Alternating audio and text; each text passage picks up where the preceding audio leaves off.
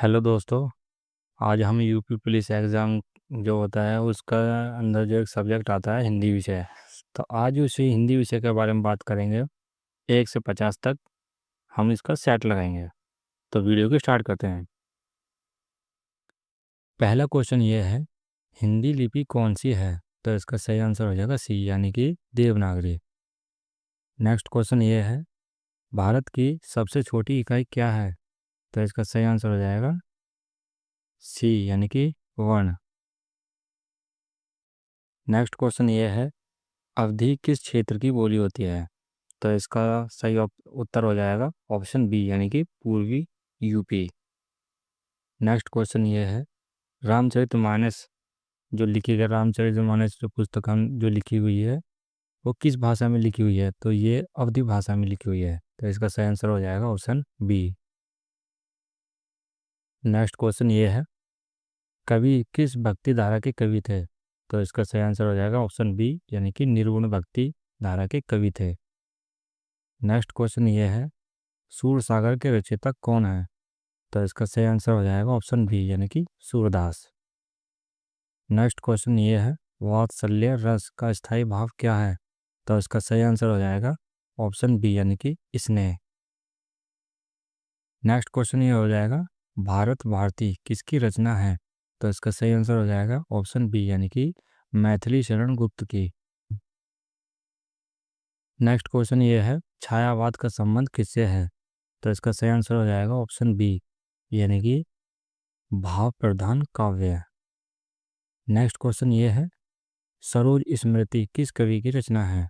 तो इसका सही आंसर हो जाएगा ऑप्शन सी, यानी कि निराला। नेक्स्ट क्वेश्चन ये है, यामा किसकी काव्य रचना है? तो इसका सही आंसर हो जाएगा ऑप्शन ए, यानी कि महादेवी वर्मा। नेक्स्ट क्वेश्चन ये है, मधुशाला के कवि कौन है? तो इसका सही आंसर हो जाएगा ऑप्शन बी, यानी कि बच्चन।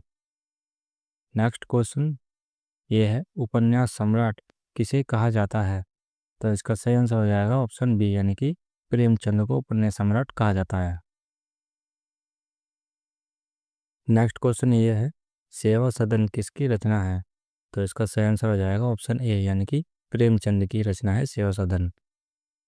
नेक्स्ट क्वेश्चन, कफन कहानी के लेखक कौन है? तो इसका सही आंसर हो जाएगा ऑप्शन बी, यानी कि प्रेमचंद। नेक्स्ट क्वेश्चन ये है, नाटक किस विधा में आता है? तो इसका सही आंसर हो जाएगा ऑप्शन सी, यानी कि गद्य पद्य दोनों में आता है।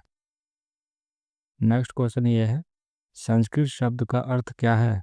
तो इसका सही आंसर हो जाएगा ऑप्शन बी, यानी कि परिष्कृत। नेक्स्ट क्वेश्चन ये है, विलोम शब्द का अर्थ क्या है? तो विलोम शब्द का अर्थ होता है विपरीतार्थक, विपरीतार्थक। तो इसका सही आंसर हो जाएगा ऑप्शन बी। जल का पर्यायवाची कौन सा है? तो जल का पर्यायवाची शब्द होता है नीर। इसका सही आंसर हो जाएगा ऑप्शन बी, यानी कि नीर। नेक्स्ट क्वेश्चन ये है, संधि का संबंध किससे है? तो सही आंसर हो जाएगा ऑप्शन सी, यानी कि शब्द संयोग से संबंध है संधि का। नेक्स्ट क्वेश्चन ये है, स्वर कितने प्रकार के होते हैं? तो स्वर 3 प्रकार के होते हैं। नेक्स्ट क्वेश्चन ये है, ए से ए तक कुल कितने स्वर होते हैं? तो इसका सही आंसर हो जाएगा सी, यानी कि 13। 13 स्वर होते हैं ए से ए तक। नेक्स्ट क्वेश्चन ये है, व्यंजन कितने होते हैं? तो व्यंजन हो जाएंगे, इसका सही आंसर हो जाएगा 33। सही आंसर है सी ऑप्शन। नेक्स्ट क्वेश्चन ये है, तत्सम शब्द किस भाषा से लिए गए हैं? तो इसका सही आंसर हो जाएगा ऑप्शन बी, यानी कि संस्कृत भाषा से तत्सम शब्द लिए गए हैं। और नेक्स्ट क्वेश्चन ये है, तद्भव शब्द किससे बने हैं? तो इसका सही आंसर हो जाएगा डी, यानी कि संस्कृत से विकसित हुए हैं तद्भव शब्द। नेक्स्ट क्वेश्चन ये है, देशज शब्द का स्रोत क्या है? तो इसका सही आंसर हो जाएगा ऑप्शन सी, यानी कि स्थानीय बोली। नेक्स्ट क्वेश्चन ये है, किताब शब्द किस श्रेणी में आता है? तो इसका सही आंसर हो जाएगा ऑप्शन डी, यानी कि विदेशी। नेक्स्ट क्वेश्चन ये है, कर्ता किस कारक से संबंधित है? तो इसका सही आंसर हो जाएगा ऑप्शन बी यानी कि कर्ता। नेक्स्ट क्वेश्चन ये है, ने किस कारक की पहचान है? तो इसका सही आंसर हो जाएगा ऑप्शन बी यानी कि कर्ता। नेक्स्ट क्वेश्चन ये है, को किस कारक का चिन्ह कहते हैं? को किस कारक का चिन्ह है? तो को जो है ये कर्म का चिन्ह होता है। को कर्म का चिन्ह होता है को। इसका सही आंसर हो जाएगा बी यानी कि कर्म। नेक्स्ट क्वेश्चन ये है, राम स्कूल गया, यह कौन सा वाक्य है? तो इसका सही आंसर हो जाएगा ऑप्शन ए यानी कि सरल वाक्य है। नेक्स्ट क्वेश्चन ये है, जो मेहनत करता है वही सफल होता है, यह वाक्य है। इसका सही आंसर हो जाएगा सी यानी कि मिश्र मिश्र वाक्य है। नेक्स्ट क्वेश्चन ये है, वाक्य की पूर्णता किससे होती है? तो सही आंसर हो जाएगा ऑप्शन सी यानी कि क्रिया से पूर्णता होती है। नेक्स्ट क्वेश्चन ये है, काल के कितने भेद होते हैं?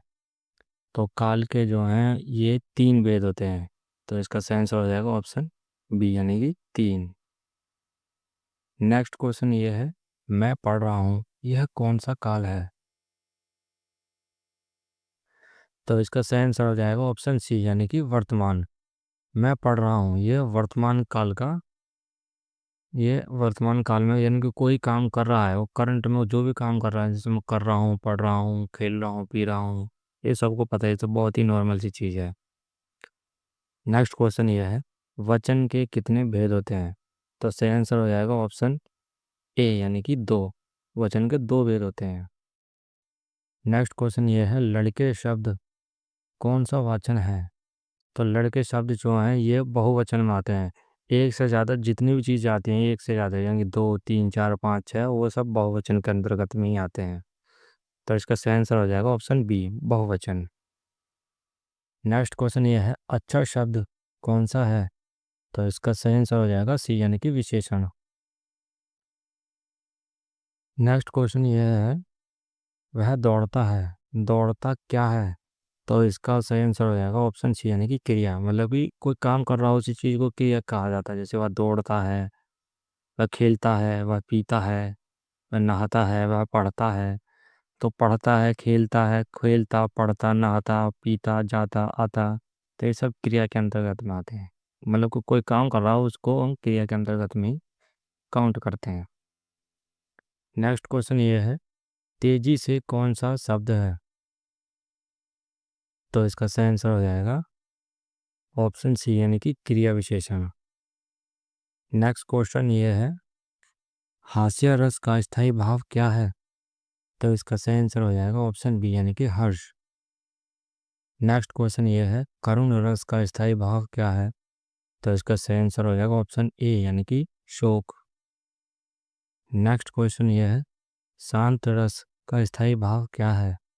तो इसका सही आंसर हो जाएगा ऑप्शन सी यानी कि निर्वेद।